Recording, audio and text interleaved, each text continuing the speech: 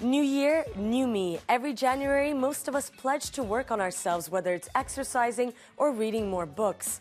For some, that can also mean cutting back on the alcohol.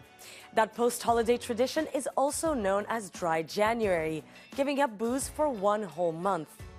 But does giving up drinking for 31 days actually work? Let's take a closer look.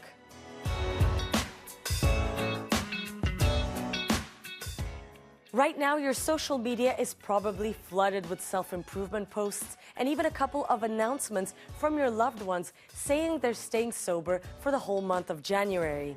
But could such a short-term break from drinking really impart any real health benefits? We put the question to Dr. Rajiv Jalan, Professor of Hepatology at University College London, who studied the effects of dry January. Observing dry January had significant health benefits.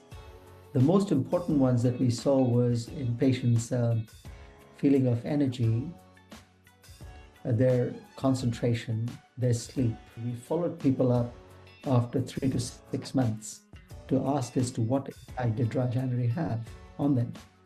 And in general terms, they felt so good in this month that they were more scared to drink, particularly during the week, in the following 6 months. So their alcohol consumption stayed low. There is no safe level of drinking according to the World Health Organization. Almost 1 in 5 Europeans reported having heavy drinking episodes, so more than 6 units of alcohol consumed in one sitting at least once a month in 2019. But certain experts have warned that dry January could trigger a negative boomerang effect, like a restrictive diet, where first you abstain and then you end up binging. The British Liver Trust says it's better to stay off the booze 2 or 3 days every week, allowing the liver to recover regularly, rather than abstaining for one whole month and then going back to old habits.